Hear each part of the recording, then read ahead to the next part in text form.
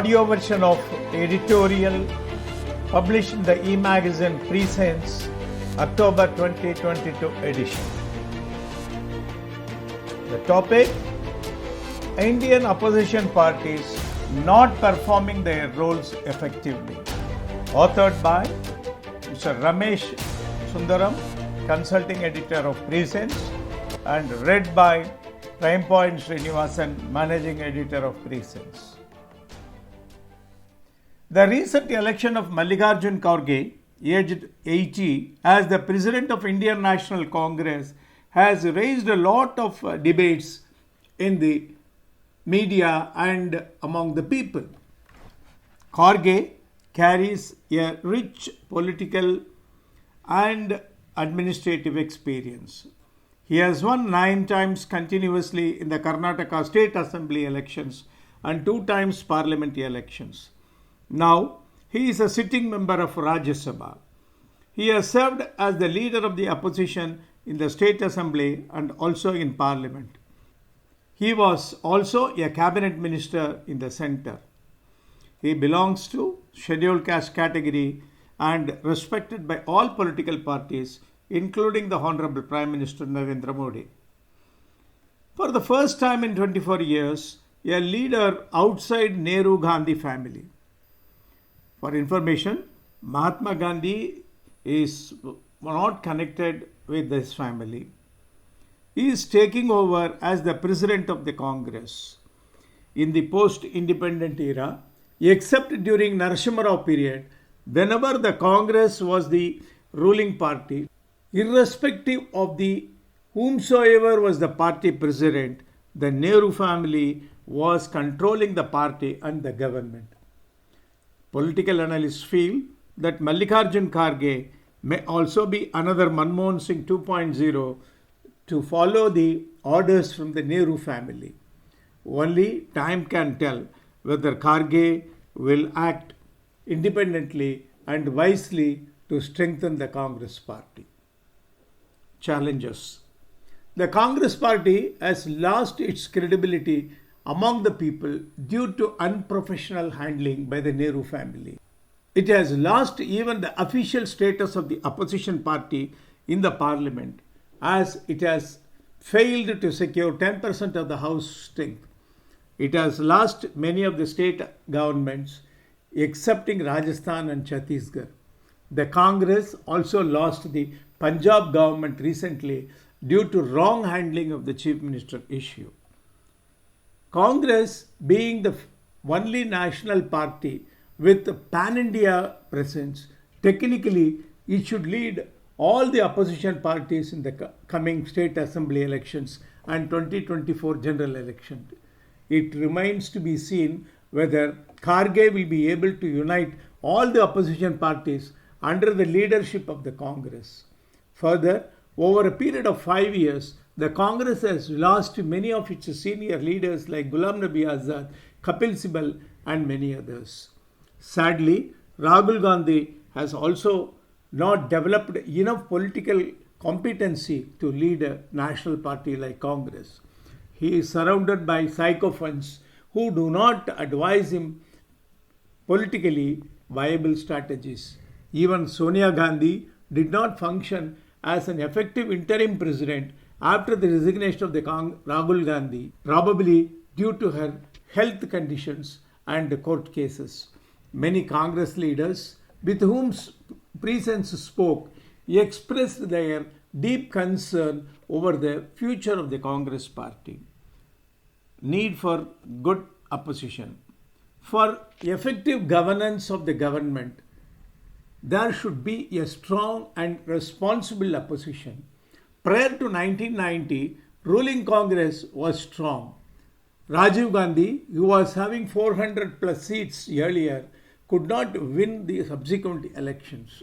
After the Rajiv assassination, Congress formed a minority government under Narasimha Rao in 1991.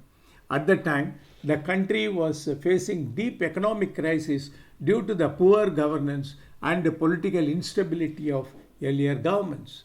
Though Narasimha Rao government was a minority government, the then opposition leaders Vajpayee and Advani were highly responsible leaders and worked closely with the government to stabilize the economy of the country. It is on record that then opposition led by Vajpayee and Advani played a very responsible role keeping the country's interest in mind. They diligently played the role of constructive opposition to perfection. Prime Minister Narasimha Rao even deputed Vajpayee to represent India in the United Nations on Pakistan issue, a rare and the only of its kind gesture in the post-independent India. After Narasimha Rao period till 2014, the ruling parties were not strong and they had to depend on various smaller and regional parties. This led to lot of scams between 2004 and 2014. These scams spoiled the image of the Congress with the result that in 2014 the Congress lost heavily across the country. BJP got a massive mandate under Narendra Modi. Emergence of regional parties. The Congress was losing ground after 1990 and hence the regional parties like DMK, AIADMK, TDP, Shiv Sena, SP, BSP, JDS, JDU, RJD, etc. and parties founded by the leaders quitting the Congress like TMC, NCP, YSR Congress, etc. slowly started playing major role in formation of the government at the center. Even in 2019 general elections, the Congress party itself did not name Rahul Gandhi as their PM candidate. Rahul Gandhi lost even in Amethi in 2019, the constituency won by their family for decades. He resigned as the president of Congress, owning moral responsibility. Sonia Gandhi held the position of interim president for 3 years. During this period, the party had to face lot of corruption charges and money laundering cases. This has further weakened the party, leading to important leaders leaving the party. Now, after 3 years, in October 2022, the party had conducted the election for the post of president. It remains to be seen whether all opposition parties will accept the Congress as their leader in the coming elections. Status of opposition parties. Though opposition parties are numerically strong, they are divided due to regional issues, personal ego, allegations of corruption, etc. Almost all parties are having cases pending with the Central Bureau of Investigation and by our Enforcement Directorate. Though there are plenty of issues to take on the central government, the opposition parties take up only trivial and populist issues, keeping the vote bank politics in mind. They do not take up development issues. On the other hand, they protest against many of the developmental projects for their own reasons. For example, according to media reports, 7 national highways projects were cancelled in a state due to non-cooperation by a state government ruled by opposition. One of the prestigious projects, the Neutrino Research Project, was stopped due to misguided protests by some of the political parties in Tamil Nadu. Tuticorin's Sterlite Copper Manufacturing Unit was closed due to a protest by opposition parties citing environmental issues. This unit was supplying copper to the entire country. Now copper is being imported from other countries. Sometimes, knowingly or unknowingly, our opposition parties play into the hands of geopolitical sabotage against the interest of our own nation.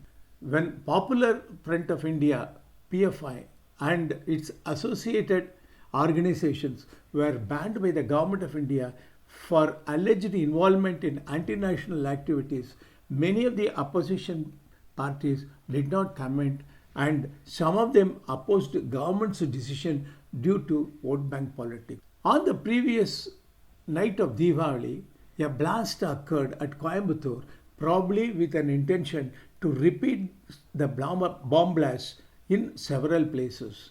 Now, National Investigation Agency (NIA) has taken up the investigation and many people have been arrested for their alleged involvement in terrorist activities.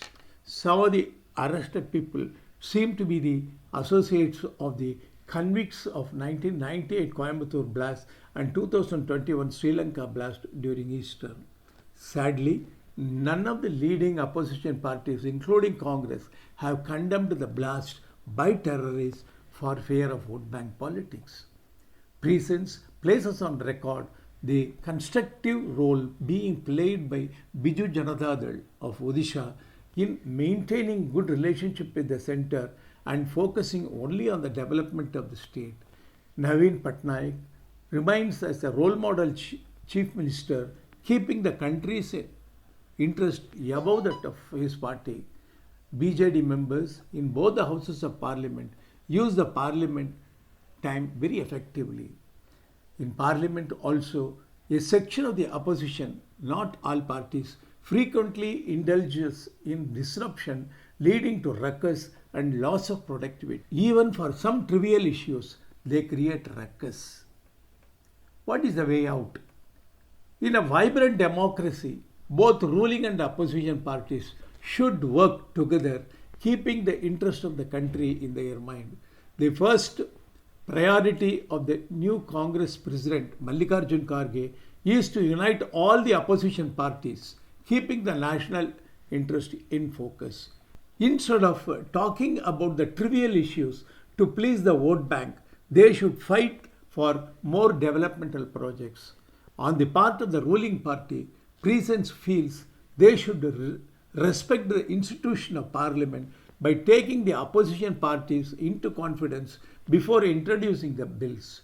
They should refer maximum number of the bills to the standing committees for perfection. Government should also realize that keeping the post of Deputy Speaker of Lok Sabha, a constitutional position, vacant for 3 years is not in the interest of democracy. Democracy can be more effective only when the ruling and opposition parties work together, keeping the national interest at a higher plane than their political and vote bank interests. Jai Hind.